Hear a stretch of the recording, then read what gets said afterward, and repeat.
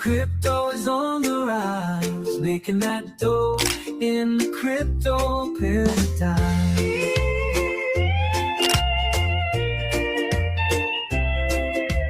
Watching it go, buying low, selling high.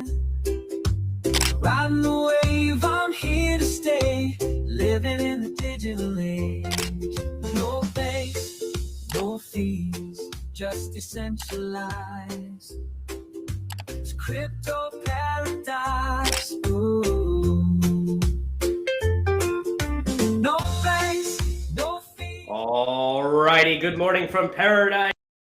My name is Crypto Amaru, joined as always by Nick, the Crypto Hitman. It is Thursday, January 8th. I am so happy to be back in action. I'm off of the injured reserve. I'm off of the PUP list, the physically unable to perform list. Yes, it is true, folks. My daughter, 3 years old, decided to be funny if she poked me in the eye. I don't wish this upon my worst enemy. I was in so much pain, guys. So yeah, I was out the last 2 days. We couldn't go live. I apologize for that, but back in action. I can mostly see. I can mostly do my job. I'm out here working hard for you guys. We got great stories today. I know the charts are looking a little iffy. We'll cover some TA as always, but the macros are looking sweet, guys. A lot of adoption happening right before our very eyes. Morgan Stanley's ETFs are coming. We have Florida talking about a Bitcoin strategic reserve. What else we got? We got MSCI. They're maintaining and keeping strategy in the indices. Great to see it. Market structure bills progressing forward. A lot of reasons to be bullish in 2026, y'all. How was your past couple days? Did you miss me much? Yeah, I was wondering, so just an eye poke or like a big gouge or a toy? Like to get you to the hospital on blind, she had to get you pretty good. Maybe she had a nail? Yeah, nail, I think. She was messing around and was just holding her, and she just kind of randomly poked me in the eye real quick. And it hurt that night, but I didn't think it did anything with the cornea at the time. But then I woke up the next day in extreme, extreme pain. My wife rushed. I couldn't see. I couldn't actually even open this eye, because if I opened this eye, it would make the injured eye hurt so much. So my wife rushed me to the urgent care. Doctor took a look, scratched cornea, got me on the meds, got me some pain stuff going on, and I'm feeling better finally now. But yeah, if anyone has a 3-year-old out there, you guys know the hazards of having a toddler in their house. So just add the eye injury to the list of hazards, I guess. There we go. We got Martin Max King in the house. We got Roan saying he has some audio issues, but I just checked and I can hear, and it seems like everybody else can. Yeah, now he says now I can hear. Hexbull in the house. Gentleman is back. Hexbull was MIA when we had the green candles. Now we get a little red, and he's back. I think he knows. We know what he's going to tell you. That was a relief rally. Time to sell off. Bear market still in action. He might be right, folks. He was a seller at slightly higher around these prices, at least when he started with the bear thesis. So right now I'll say we're break even. We'll see what's going on here, Hexbull. We got myself, Crypto Hitman from Hitman Hustles in the house, verifying that I can hear. And then we got Rifa, Crypto in the house. Hello and good morning, fam. I think we got to start with the Ethereum chart, because this one's cleaner than the Bitcoin chart, at least for presentation purposes of what is going on here. Obviously, you know our buys, you know our sells with the red marks and green marks. We bought this low down here, bought the fear off of bullish divergence. We did a live show about that as well. Hopefully you bought as well, because you would be up. I think this is like 12 or 15%. Now, almost had euphoria going over the weekend, because we have been looking for Ethereum to close above the red line, the 4-hour chart, 300 MA for the first time since October 8th, if you can believe it, and it finally did. And what happened? Exactly what I told you would happen. Look at that. Closed above it, massive green bar, and then continuation throughout the weekend and early into this week. Now we have seen a sell-off today, giving up most of the gains from that breakout. But right now we still have higher lows. You have completely reset the RSI, completely reset the technometer, and you are still holding the support levels, which are critical here, these moving averages. The very moving average that was so important to break is now important to hold. The yellow one is the 200 moving average, and the red one is the 300 moving average. Obviously, the line in the sand is the red one, but it'll be nice to hold the 200 moving average, because that confirms a bullish reversal and a new trend is your friend for Ethereum, and would tell you that, hey, we can work out of this and once again go to the next major resistance level up to $3,600 per Ethereum. Look, it's never up only, guys. Yes, we're bullish. Yes, we think Ethereum is going to 5,000, 6,000, 10,000. My base case for this year is actually $12,000 Ethereum. It's going to happen. We're manifesting it here and now on the live stream. But it's not going to teleport there instantly from 3 to 12. Okay? There's going to be chop along the way. Grind up, consolidation. We're putting higher lows. Love to see that. Just let the process play out, the slow grind up, let the adoption happen. Be patient. We're going to hit that 12K by the end of 2026, but it's not going to be instant, guys. So just hang in there. Not worried about today's correction whatsoever. Par for the course. Lived through it a million times. Onward and upward. Hexbull over here says, ha ha ha, MIA with the laughing emoji. Hey, Hexbull, we're just giving you trouble. Play into the character. Europe brings this live show to life. You are the third host here. Play into the bear character. Let us have some fun. You have some fun as well. All right? Sounds good. We do need a couple bears. Our bullishness is probably making people sick.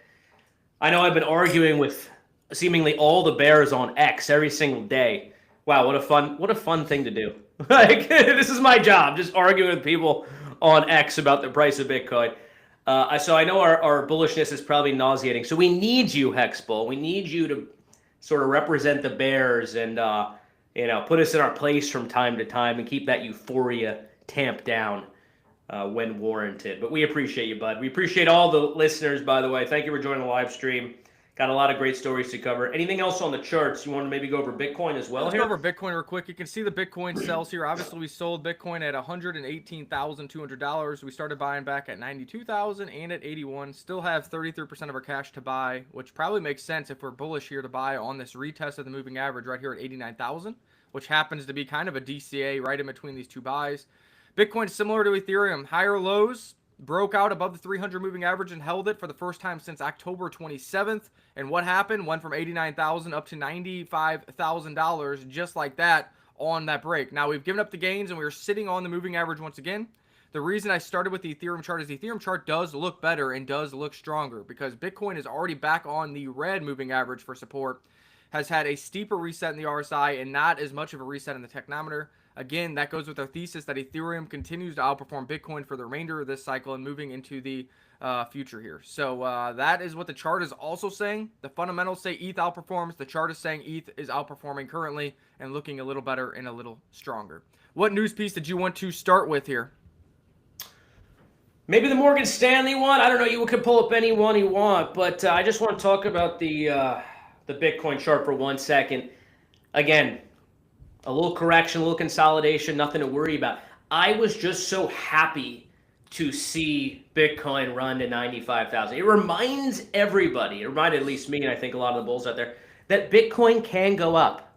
I think we forgot that. Didn't we forget that? Because it was like 2 months down, 3 months since October is down, down, down, bearish, bearish, bearish. Even myself, a permabull, I mean, a little doubt starts to creep in at some point. So when you see a big run was at 6-7% over a matter of a couple days, it's like, hey, Bitcoin goes up sometimes. What a nice thing to remember. So not the last time we're going to see green candles. Not worried about a little bit of red here. Stay locked in, guys. It's all going to be fine. And I guess here's one of the reasons. Here's a good macro story to talk about to lead off the show stories. Morgan Stanley, $8 trillion under management from Morgan Stanley. They are launching not only a Bitcoin ETF, an Ethereum, and a Solana ETF. A lot of bullishness there to unpack, and we can explain why. But Nick, what was your first reaction when you saw that Morgan Stanley jumping into the fray? Even though BlackRock has a big lead, right? That's what's kind of crazy. I actually retweeted this because the reason I retweeted it, number one, it's a big name. But number two, I was kind of shocked that Morgan Stanley didn't have an ETF.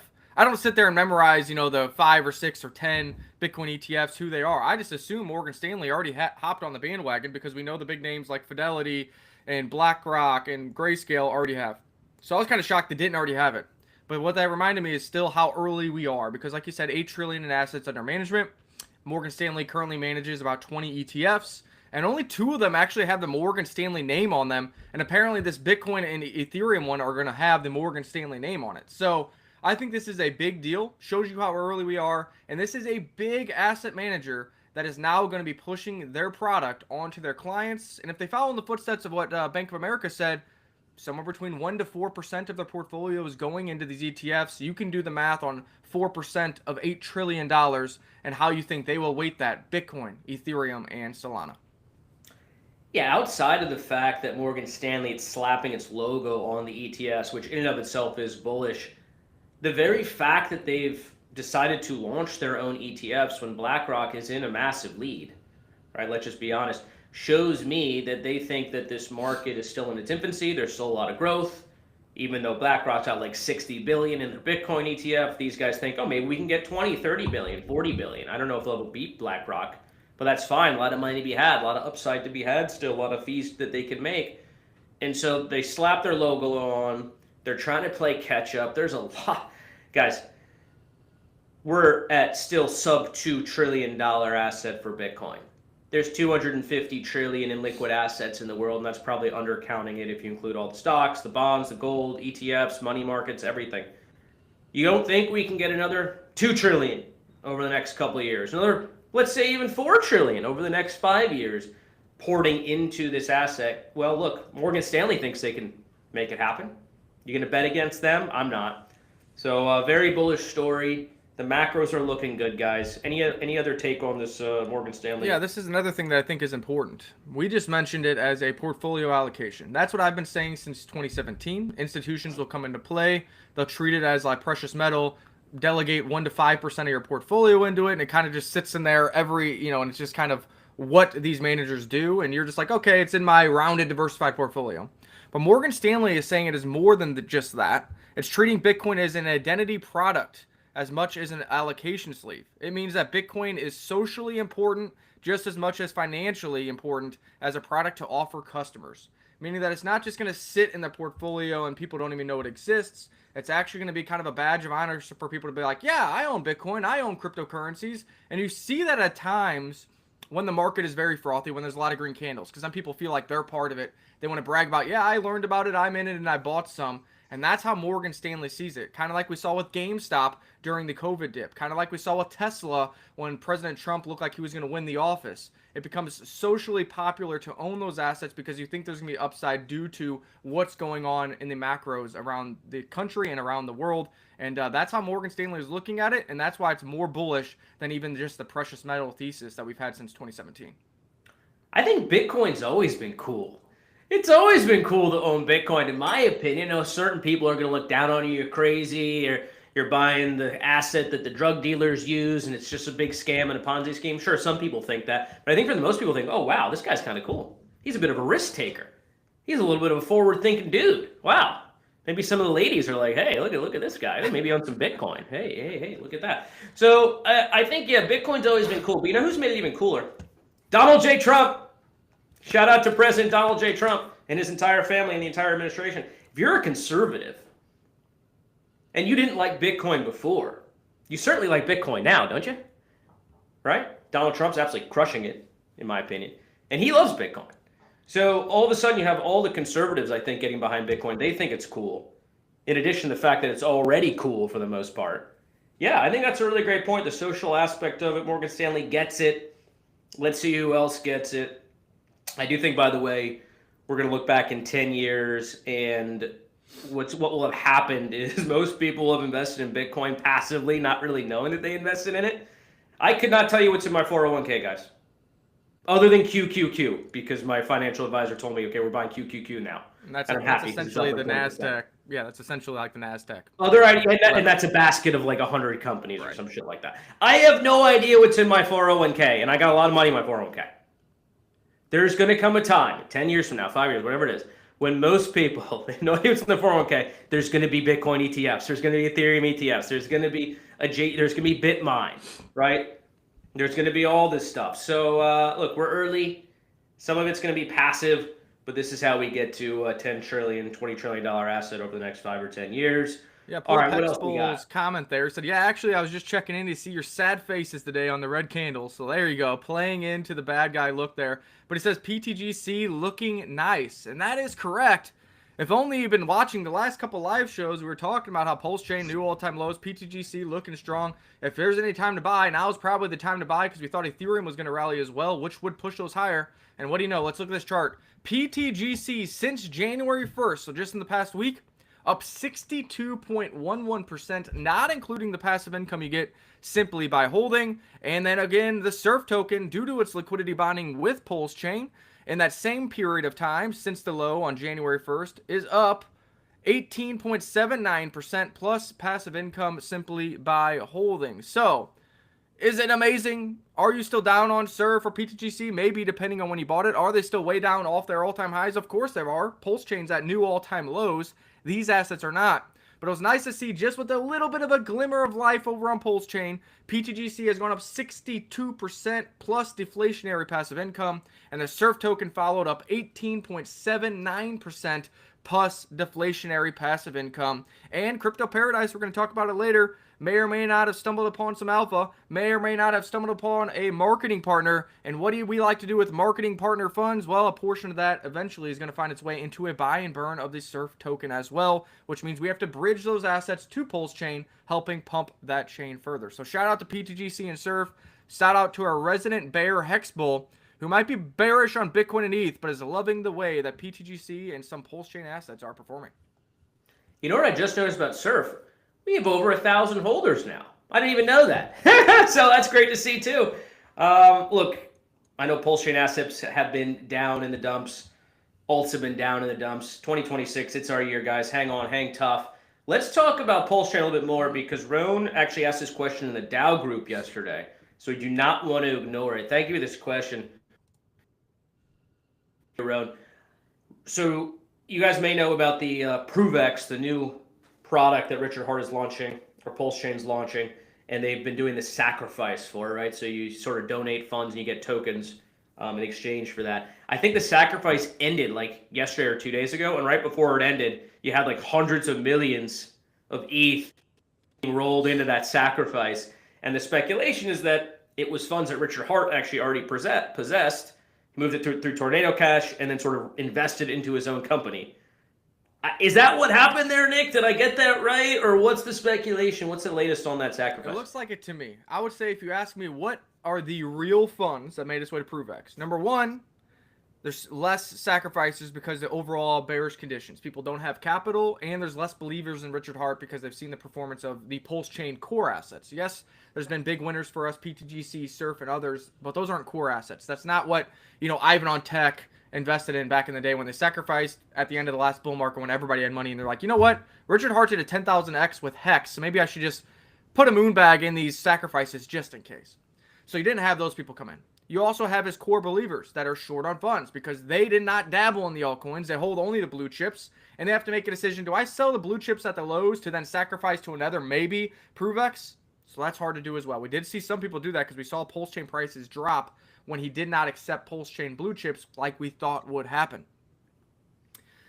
So maybe 20 million is real money in my estimation. And I think last I saw 300 million, 333 million of sacrifice funds there. I think 200 to 300 to most 313 million of that is Richard Hart's funds and or some of the sacrifice funds from Pulse Chain that is being used for this. Well, Nick, that's kind of bearish because that means he's not going to bring that ETH onto Pulse Chain and pump the chart. Or is this the first smart thing he has done in quite a while? Because he didn't do it early and deter people from sacrificing. He didn't do it early and take advantage of the best bonuses and really screw everybody over and make people mad. He did it at the last minute, which means that, yes, it cut your ratio, how many tokens you're going to get down, but he has the least bonus multiplier. So he's not taking advantage of the early bonus multiplier or anything like that. He's doing it at the last minute. And here's the thing. If he takes that ETH, puts it into ProveX as a sacrifice, gets ProveX tokens, now he has supply control on that asset, can make it easier to pump. Well, Nick, that's what he did on Pulse Chain, and he wasn't able to do it. That's true, but Pulse Chain raised over $1 billion. This raised 333 million, and probably only 20 to 30 million of it is real sellers. But he didn't lose the ETH, guys. The sacrifice, hypothetically, is no expectation to an anonymous dev. That anonymous dev is Richard Hart. All he did is take 300 million ETH from Pulse Chain stack, give it to himself for the ProveX stack, gonna get the ProveX tokens, still has the ETH, that he can use to pump ProveX or Pulse Chain just like he had before. That is what is going on now. I don't know if that ETH has been sold for stables. That would change the picture a little bit because I do believe he doesn't like selling things for cheaper than he bought them, and he bought it around 3,800. I hope it's just sitting in ETH because we see ETH go higher and then he wins. He can do 300 million to ProveX, 300 million to Pulse Chain, and it's a win. So that's what I think is the genius plan there. Supply control on ProveX, double dipping the sacrifice funds because the ETH is not gone, getting ProveX supply, pump that, which pumps Pulse Chain in the end. Yeah, I mean, he just paid himself to get a bunch of ProveX tokens, which, I don't know, maybe some people is a little cringe. I don't really care. I think the point is like you mentioned, it's the supply control on ProveX. I don't even know what the product is on ProveX. Let's just rewind a little bit. No one even knows what the hell this thing does. But setting that aside, if he turns around, because he still has the money, right? He just gave it from one hand to the next. If he takes some of that money and then ports it into Pulse Chain like we hope and expect and want him to, and the thing we're all kind of relying on here for Pulse Chain to reverse, then we're all good. We're fine, no harm, no foul, as they say. If for some reason that doesn't happen, then yeah, this was bad. But you know what's funny too? I realize going back to that early decision, this was you can imagine this was already all in the plans. Because remember when he went initially and said you can't use Pulse Chain assets? Well, this could be the reason, right? He didn't want to have to sell those, yeah. Yeah, you don't want to go move this ETH in there, whatever the case may be. So it's just, okay, he's got the ETH, he's using the ETH, he moved it from one hand to the next, he still got it, he can do whatever he wants with it, got some good supply control. So a little cringe maybe, but I think long term, not bearish at all, probably bullish. Much rather have majority of the ProveX tokens in the hands of someone who's not going to sell versus a bunch of JEETs. So, all right, let's move on from that story, I'd say. What else do we got today to cover on the stream here? Rifa says, at what point do you think macros really start favoring Bitcoin over alt? I think that has already happened for the past year and a half. We've seen Bitcoin go from 16,000 to 126,000, really outperform everything. Alts did nothing except for BNB, Ethereum, and Solana had a pump as well. So I think the favoring macros for Bitcoin has already been a thing. And there's going to be bullish macros for Bitcoin, new nation states. We talked about that. Watch our short form video. The Bitcoin ETF is still a thing. But we've been saying now for 90% that Ethereum will be outperforming Bitcoin. And so far, it's outperformed it by 90% in the past 6 months or whatever it's been. So I think that window has happened for Bitcoin. I think we are transitioning to the phase 2 of Ethereum outperformance. Ethereum needs to get to $5,000 for altcoins really to have an alt season. And I think that is the trend is your friend. And not because macros stop for Bitcoin, but because Bitcoin's market cap continues to get larger, which means it needs more economic power to move higher, versus Ethereum is the new sexy chick on the block that everybody wants a piece of, takes a lot less liquidity, and when Ethereum goes due to liquidity bonding, altcoins will go as well. Yeah, my guess is Ethereum will continue to outperform Bitcoin over the remainder of 2026, but Bitcoin's also going to do well. There's no Bitcoin reason should go why to it new can't all-time do highs well. if we're right. Yeah. I mean, my base case for this year is 180,000. That'd be kind of consistent with, I don't know, previous cycles. It feels like a logical sort of base case in my view. You start to get a bull case, you're looking at maybe that 244 level that Nick's been talking about for a number of years now. So, yeah, Bitcoin's going to go higher, but ETH is likely going to outperform, meaning you'll do better if you just invest in Ethereum. It'll get you more X's, as it were. And that always happens at some point in the cycle, right? Bitcoin usually runs, hits a level, hits wherever it's going to go, and then Ethereum kind of takes over and outperforms for a period of time. So, feeling good about both. A lot of macros on our side, a lot of bullish catalysts.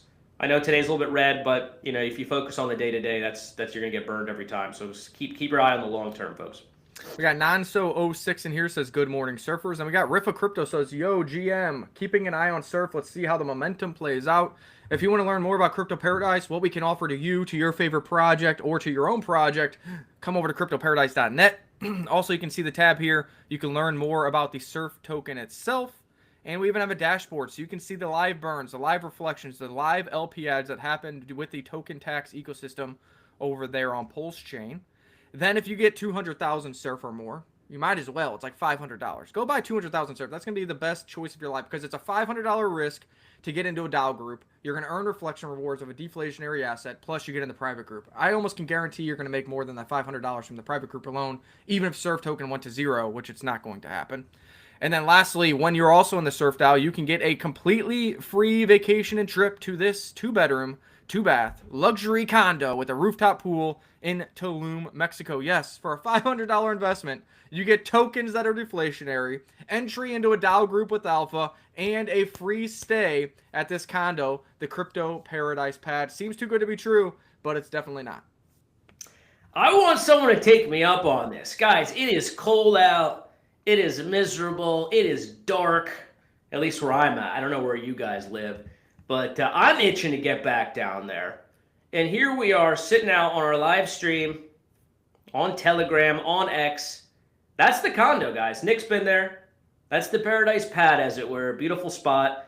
2-bedroom, 2-bath. Bring your friends. Bring your family. We're giving away free vacations. Literally giving away free vacations to Paradise. Who else is doing that? What other channels giving away vacations? I don't know of any. So, yeah, hit us up. Get yourself in the Dow. Get down there to Mexico. 10 minutes from the beach. You know, life's too short. Life's too short. Can't be staring at the charts all day. Take a vacation on Crypto Paradise. Hit us up. Find out how you can take advantage of that offer. What else we got going on here today, Nick?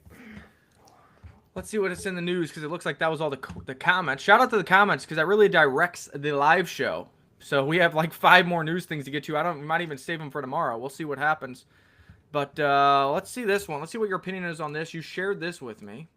This is BMNR talking about the U.S. crypto market structure and what's going on onshore here at the United States and how it really affects the overall markets and the global financial system.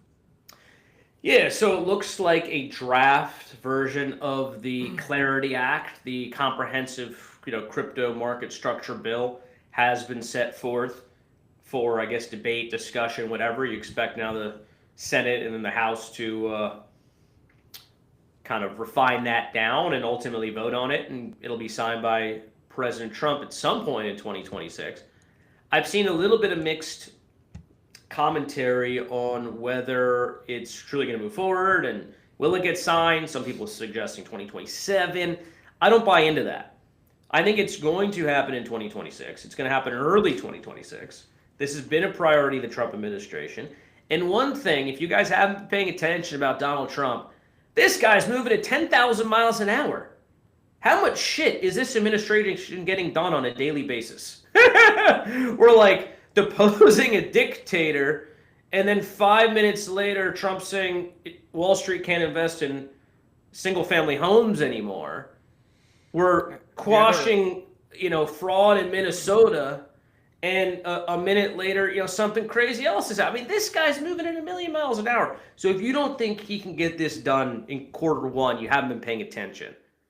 Not to mention there is a groundswell of support, and there's a lot of lobbyists behind it too. A lot of crypto money's pushing this forward. But I think from a sort of market performance and price performance standpoint, this is nothing but good. First of all, we're going to get clarity that Ethereum is also a commodity. That was kind of still a question maybe in some people's mind. Bitcoin has been established as a commodity. Now Ethereum's going to be a commodity. All right, that's great. SEC, the province, the SEC is going to be shrunken, and crypto companies, new startups can sort of launch and feel safe they're not going to get sued. Okay, that's great too. But I think the biggest thing is the rules around market manipulation. God, we need that, don't we? I mean, if you guys were looking at the charts over the past couple months and just seeing the price get manipulated up, down, shorts wrecked, longs wrecked, everyone's getting liquidated. We need rules against doing that. Desperately, we need those rules. So my hope is this gets done Q1. Donald Trump's moving fast. He can make it happen. And then we need some proper regulation around the wash trading and the manipulation.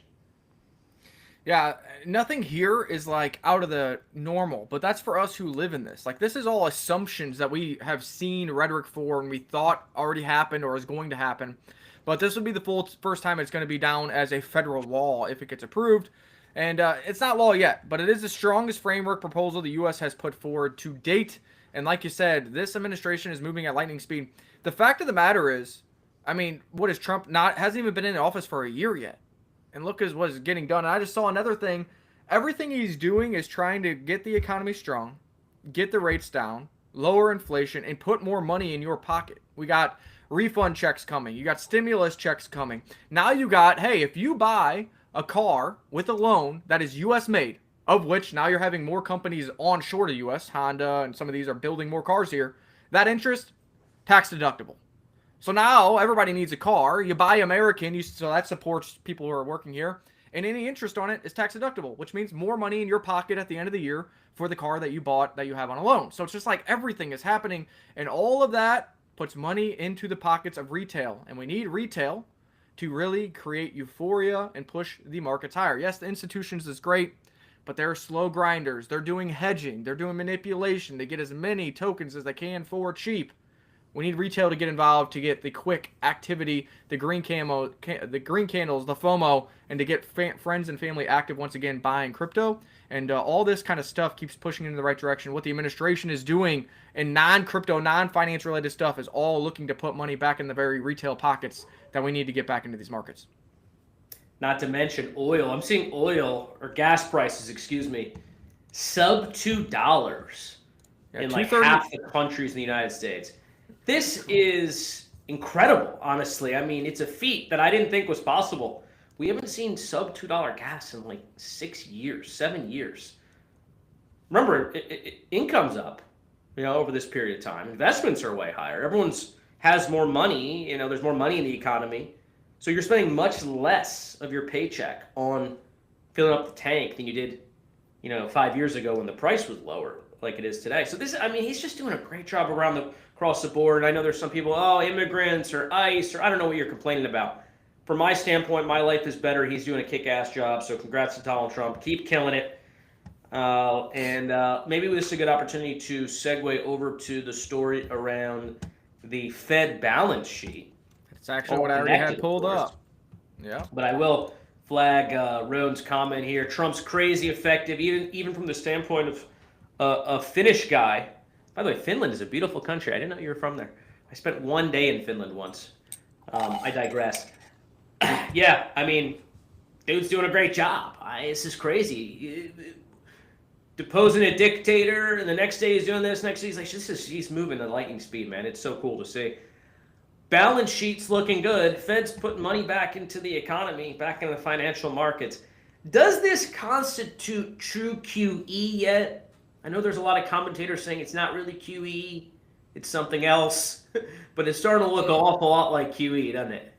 Right. They say QE light. You were saying QE light, but at some point, it is having a similar effect. And I want them to call it QE light or not QE as long as possible, because the larger they can get this balance sheet before it's even considered QE, that just tells you how much QE and how big and bloated things can get down the road, which means we have more firepower to really get risk on assets to pump. We have seen stocks go to new all-time highs. We have seen golds go to new all-time highs. It has sold off after that top. That was another kind of euphoria run for silver that drove that.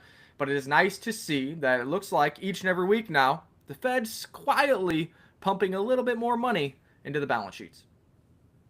I think there's going to come a time when the dam is going to break, right? You can only keep a lid on the price of Bitcoin for so long. Not when M2 money supply is this high. Not when S&P 500 at all-time highs. Gold smashing all-time highs every other day. Silver adds $2 trillion to its market cap in like 60 days. At some point, Bitcoin is going to have to catch up.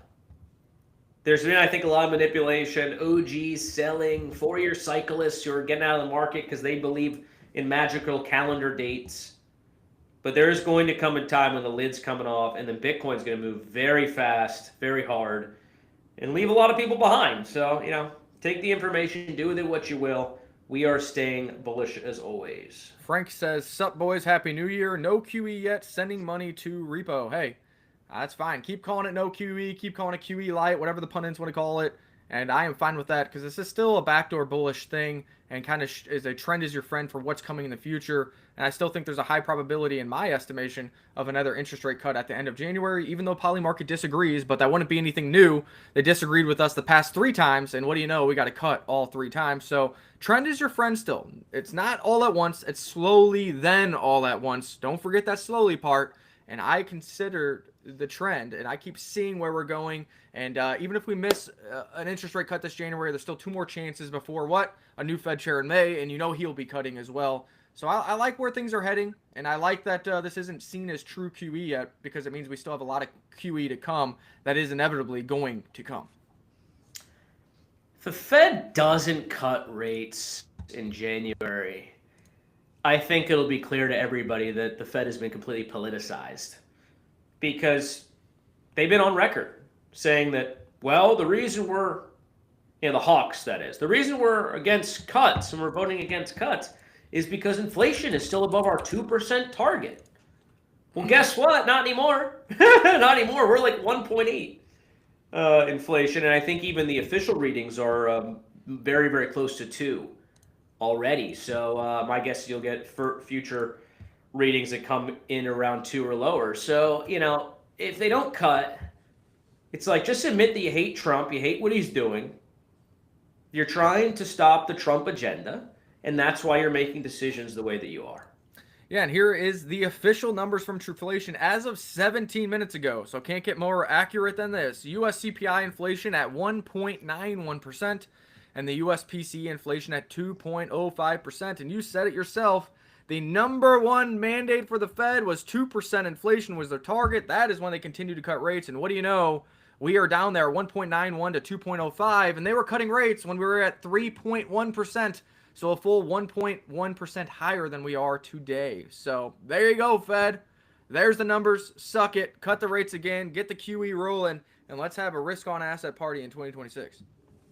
We need it, don't we? We need it. Frank coming in with some great comments. Appreciate you, bud. Crypto won't move until rates are below 2%. Other risk assets like AI and silver is pumping. Yeah, I mean, I do think when you're seeing the stock market rip, gold rip, silver rip, capital attention is flowing into those assets. And surely Bitcoin is not going to run at the same time, silver's doing well, for example, or Nvidia or whatever. But eventually those runs slow down and investors look to reallocate and take some of their profits and park it somewhere else in something that hasn't bumped. And eventually they are going to find their way into Bitcoin, Ethereum, et cetera, ETFs, whatever the case may be. So I think it's just a matter of time, but I agree. Yeah, silver, gold, stock markets is doing a bit of our thunder lately, hasn't it?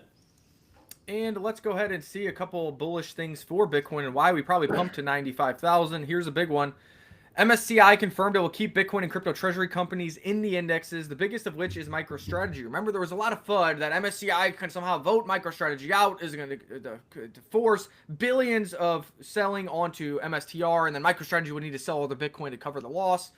Well, MicroStrategy got ahead of that, raised over $2 billion to tamper down the fund, but now the final nail is in the coffin with MSCI confirming that, yes, MicroStrategy can stay and there won't be forced selling. I think they're going to review it again in 6 months, so you kind of wish that Bitcoin does have a bullish 2026 because then, of course, they're going to keep it because why wouldn't they want that volume and those green candles in the indice? But, yeah, this kind of goes over everything that happens. The one thing I do disagree with is this. I do not believe the FUD around MicroStrategy and MSCI was the cause of the October 10th liquidity crisis in crypto. I don't think that the FUD lined up at the same timing. I don't think that was the case. And even MicroStrategy itself was reacting to Bitcoin price. MicroStrategy was not leading Bitcoin price. So that's the only thing with this post here that I do not agree with. Maybe you do agree with it. But nonetheless, this is very bullish news and part of the reason why we saw a rally in Bitcoin after this news dropped a few days ago. Happy to see that MSCI will not be excluding Michael Saylor, MicroStrategy, and other Bitcoin strategic reserve companies. That's great. I agree with you in that was not the reason. The supposed exclusion was not the reason for the 10-10 crash, and the reason is a fewfold. One, we didn't really know. Retail certainly didn't really know about this. It was very much came out later. It came out like a month or two after the fact that, oh, wow, look, behind the scenes, this was being contemplated apparently by MSCI right at that time. So retail didn't know about it. That wasn't the reason for the crash. I don't think even the tariff news, remember there was some tariff news or some shit that dropped around that day and everyone was like, well, that's the reason it crashed. Something to do with China. Oh, tariffs, China, again, whatever. It's like, that's not the reason it crashed. It crashed because something failed. Some internal price triggers failed within Binance and caused like mass liquidations, and the oracles failed internally, and everyone got liquidated that day on the biggest exchange in the world. So that's why that happened. either a mistake on Binance's part or was purposely done. But that was the reason I believe for the liquidation event at 10:10. It wasn't to do with MSCI, which was not even a known story at the time, or the Trump tariff thing. That was all fugazi. So happy to see it.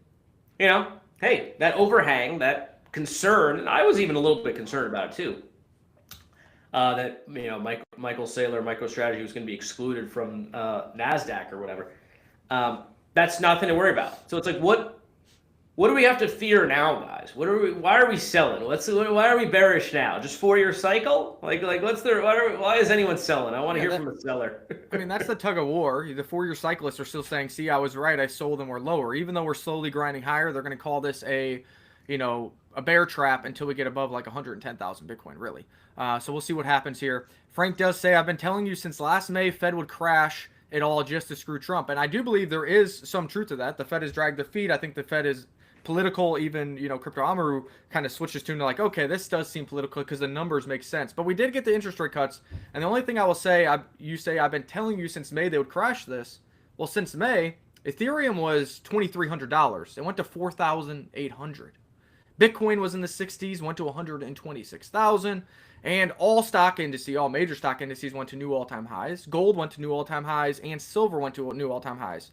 So although the Fed has slowed down risk on assets, has slowed down collectibles, and has fought against the Nasdaq, all those things did do a double up or more, and in most cases for traditional markets, all went to new all-time highs during that time span.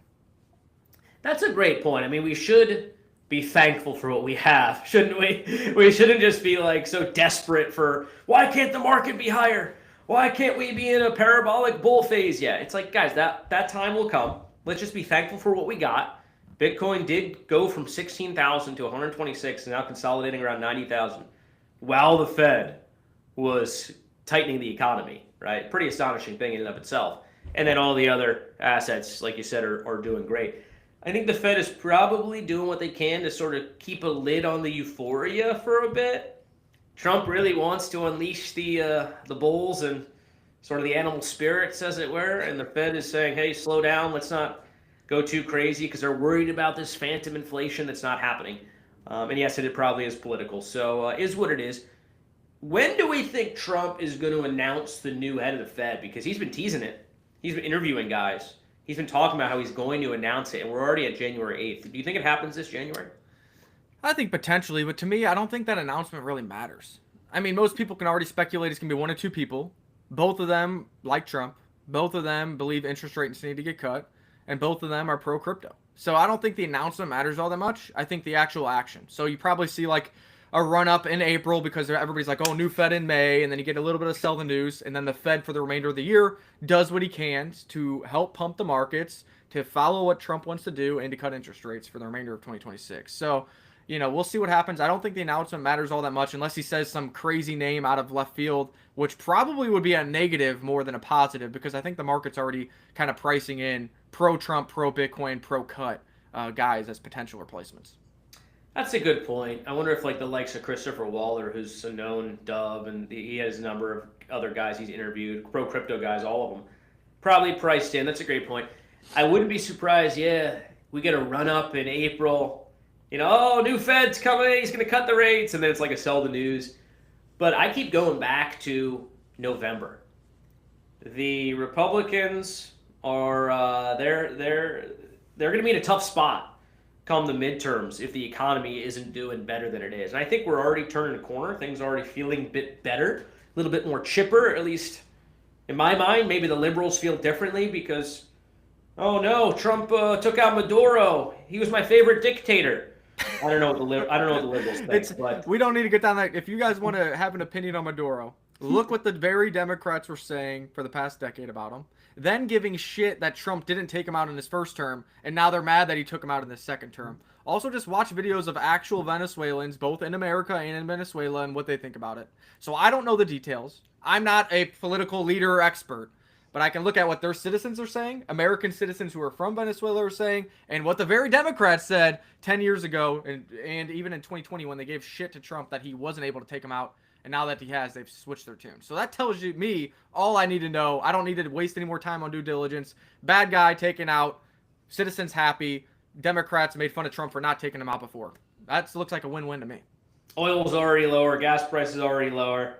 Yeah, we should be cheering on those developments. But in any event, I think the Republicans, they need the markets and the economy to be ripping and roaring come November, or else they're at risk of losing, the House, right, or maybe the Senate, maybe both. So all eyes on November, and that's kind of aligned with our general prediction that you're going to see Bitcoin, Ethereum, alts, everything much, much, much higher come November. So I know that feels a long way off. Trust me, it's not. It's gonna come up us on a blink of an eye. Get positioned now. I think early phase of the bull run. That's when you can find these gems. They're undervalued. They got 10, 20, 50 times ahead of them in some case. We've already seen a few sort of pump fund type projects. This whale, what was it? Whale FUD or something like that did super well. There's a bunch of other runners. Maybe we can talk a little bit about a new project that we're going to be working with here, sitting at around $100,000 market cap, called Spin Pump. What a great name. Let me try to find their Twitter here so we can look at this first, and then we'll go over to, I think they have a live show going on Pump Fund, because it is a Pump Fund token here, guys. So maybe you want to take action on this, maybe you don't, but here you go. This is spinpump.gg. 239 followers, relatively new, a Pump Fund token here with actual utility and some supply control. That supply control does go to users of their product. So here is the Twitter, if you want to take a look. Very active, doing their thing over here. Has the memes, giving homage to Pepe and others. If you guys are Solana degens and meme degens, gotta love it. And then let me drag over this, and you can have some commentary. There is some music going on this, but I did mute it so you guys can hear me. But they're actually live right now on Pump Fund. If you're a Pump Fund guy, a couple people watching over there. And every once in a while, somebody pops in here and actually uses their product to show you how it works. But the price chart here, microcap launch, little consolidation, and back up here to around, I think, $80,000 market cap. So still a very microcap token, but a project that has reached out to us and other KOLs to try out their platform, take a look at their token economics, and see what we think about degenerates coming back to the space as Ethereum shows some strength. I'll tell you what, I love finding low cap gems. Do they always work out? Does it always turn into a 10 to 10x? No, it does not. And sometimes it does super well, and then you end up round tripping your bag, which is a whole other story. But when you have a solid project with a real product, which I'll get to in a second, sitting at an $80,000 market cap, I mean, talk about upside, risk reward. You don't have to put in a lot. If it does well, you've done incredibly well. So not financial advice, but love to see projects that are sitting around $80,000 market cap when you find out about it. That's first and foremost. As to the product itself and the project, to me, it's like a hybrid, tapping into sort of the meme culture, the degen culture, spin pump, that just in the name feels very degen-y, which I love that. But it's also tying into the phenomenon we're seeing around gambling and casinos, prediction markets, sports betting, right? And so that kind of hybrid, I really like that narrative. As to the product itself, essentially what it allows you to do, every time you buy the token, all right, off the DEX, off Pump Fund, off even their website, you essentially earn what I would call casino chips, tickets, whatever you want to describe it, which then allows you to play the game. And what the game does, you play the game. It's like a slot machine. Maybe you win, maybe you don't. But if you win, you earn more spin tokens. And so Crypto Amaru, isn't this an inflationary sort of, are they just going to give out too many rewards over time? No. Because in order to win, you got to hold the tokens. And the more tokens you hold, the more chances you have to win. So, I think a lot of people who enjoy the game and enjoy the fun casino element of it, they're going to want to hang on to those tokens, keep playing the game, keep buying more. $80,000 market cap. I mean, to me, that's pretty good risk-reward opportunity here. So shout out to those guys. Have you played the game yet? Do you have any thoughts on the casino element or any other things I covered? I've not played the game yet. We kind of did some due diligence. We've looked around, and I still need to get on there, buy some more tokens, and then get the free tickets to do the game. Maybe we'll do an image or a video for you. If anybody else plays the game, Martin Max King or anybody else, go ahead and record that And we can get some content out around that, and we'll reward you for that. Maybe give you some serve or some cash for you putting in the effort to get some content made for the spinpump.gg game, as well as the token itself. So again, a microcap play, but one that launched at a seemingly good time, that is 100% bonded and has gone up from 0 to 80,000 market cap currently, off the high of 108K, so you would be buying a little bit of a dip. Obviously, the dip comes from sellers of spin, but really, the overall market, we've seen Ethereum go from 3,400 back down to 3,000, and Solana followed suit as well. So liquidity bonding has dragged it a bit. But again, it's always nicer to buy red candles and something that you do some research on, gives you a time to take a breather, take a couple days to see if it works for you, whether you just want to speculate on the token, whether you want to be the gambler and actually roll for some wins. Well, these are the type of red candles that give you time to focus and to make that decision. I'll also say something about the team real quick. I mean, there's 5 people on the team. We've actually gotten to know them over the past few months. And they finally came to us and said, hey, we're ready to work together on Spin Pump. Here, check out the product, check out the narrative. Like, okay, this looks legit. Love the whole vibe around it. Think it has a lot of potential. So they're working real hard. I mean, they're taking this seriously. The product's cool. I think it ties into what's in the zeitgeist right now. And sitting at an $80,000 market cap. So not financial advice, guys. Do what you will with the information. We'll be helping these guys spread the word, introducing some other influencers, doing some content around them over the next few months here. So we're doing our part to push the project as well. We do have tokens, by the way, so we have a vested interest in this one. I always like to do these disclosures because that's what people should be doing if they're out here talking about projects. So check out Spin Pump. Do your own research, not financial advice. And let's see how this one does. I think it can do well. Yeah, Spin Pump GG, and here's the official contract address to make sure you get the right one. You can also go on Pump Fund and search it to make sure it's the right live show, or go directly to their website as well to get the right token and the right slots. Always double check so you're not buying a scam. Obviously, less scams when they're microcaps, but if and when this thing blows up to 1 million, 10 million, $20 million market caps, that's when copycats come out to try to take your money via honeypot. So always make sure to copy and paste from official sources. Yeah, I mean, and talking a little bit more about Spin Pump and the market cap and stuff, like, everyone I think wants, when you're in the meme coin trenches, right? Everybody wants the 10x, the 50, the 100. But most people aren't willing to jump in when the price is low and the project is new and sort of hold through that early phase to get those multiples. That's what it takes. That's what it takes. If you look at anyone who did well on this whale, what the heck is that one? Can you find whale FUD, is it? This one did incredibly well. The first runner of this year. There's a cool backstory on it. I can't remember the entire thing, but bottom line is it launched. It didn't do much for like a month or two, just kind of languishing, super low cap, and then just boom, goes on a crazy run. And guys have turned like $100 into like $1 million. You know what I mean? Stories like that, right? Which we all love those stories. If you want that to happen for yourself, you gotta kind of take a little risk and find something in the trenches. And when you find something that actually has a product attached to it, has a utility behind it, but is still kind of that degen vibe. I don't know. I think let's see how Spin Pump does. I'm not saying it's going to hit 100 mil. But if you want to do 100 times, it's going to take you jumping in when the market cap is tight. And I think the last news piece we wanted to do here, just another quickly bullish macro for Bitcoin. And this is kind of the trend. And this is why I think it's important that retail gets in now. I want retail to get in these markets so they can win before institutions, countries, and now states start hoarding all the Bitcoin and Ethereum.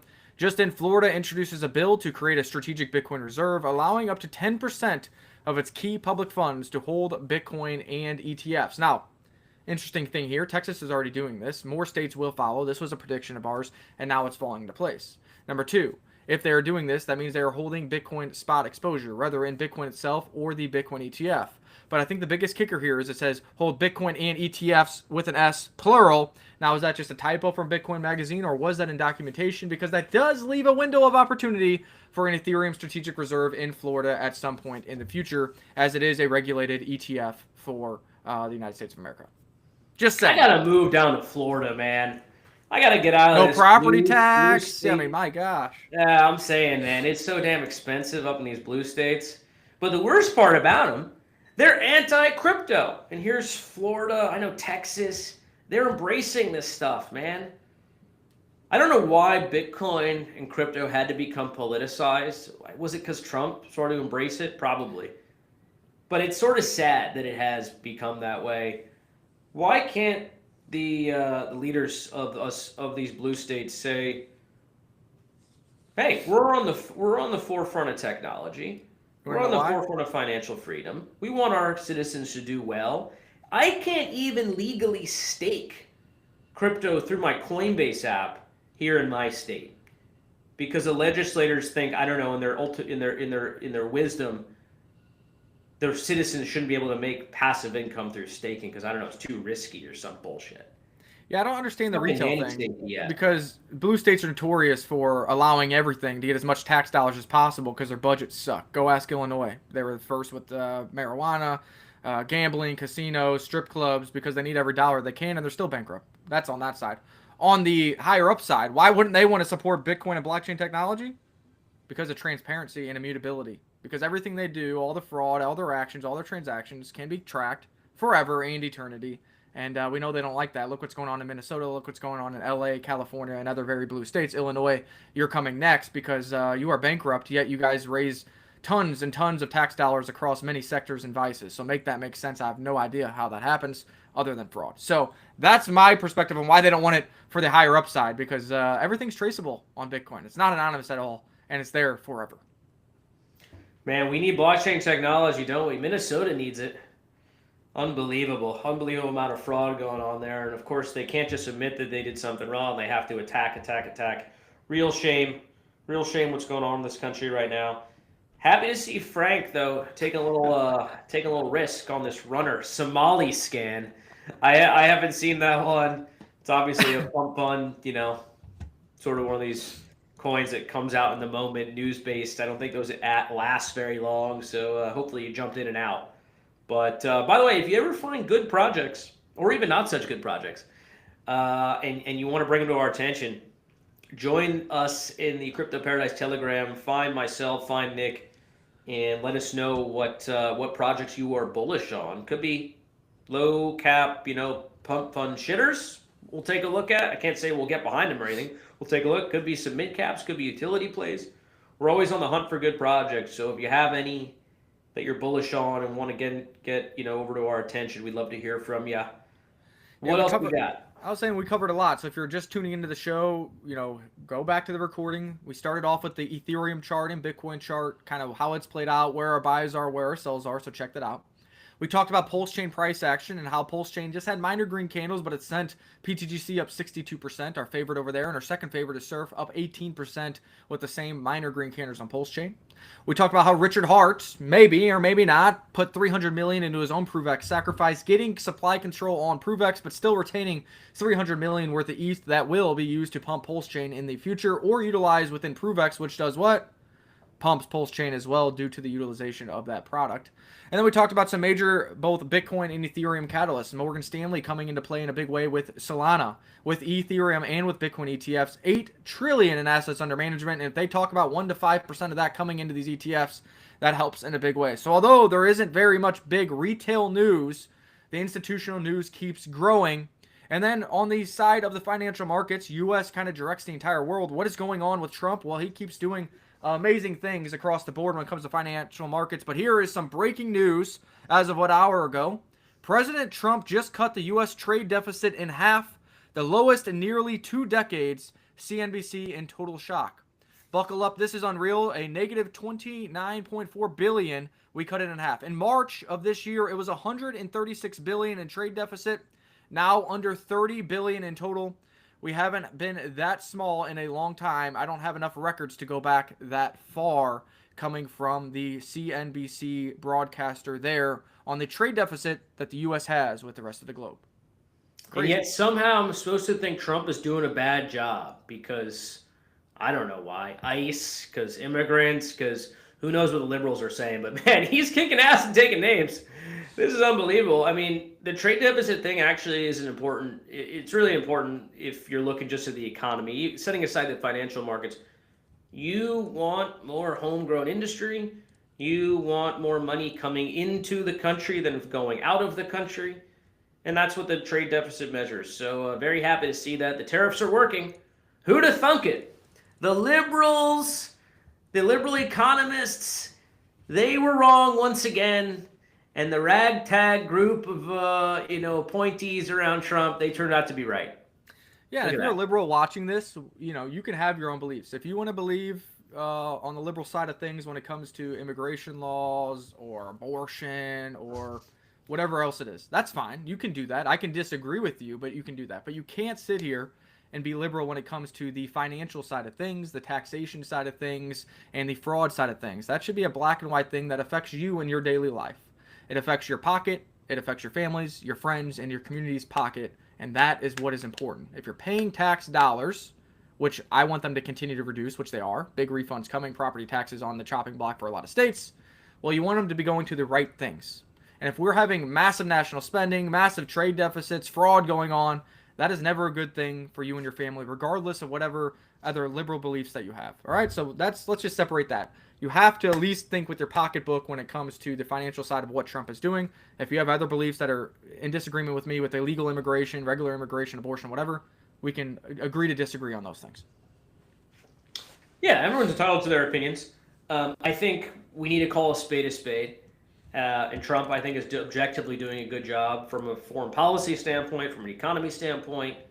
Maybe you disagree on some things, like you said. Maybe you disagree on the delivery of it. I mean, I know a lot of people feel that the way Trump, presents himself, it's kind of uncouth. It's not very presidential or what have you. Okay, sure. I mean, some of his tweets are a little cringe. I'll admit that too. But from the standpoint of getting shit done and policies that have helped everyday Americans, I can't think of another president that's done this much, this quickly. So, yeah, happy to see it.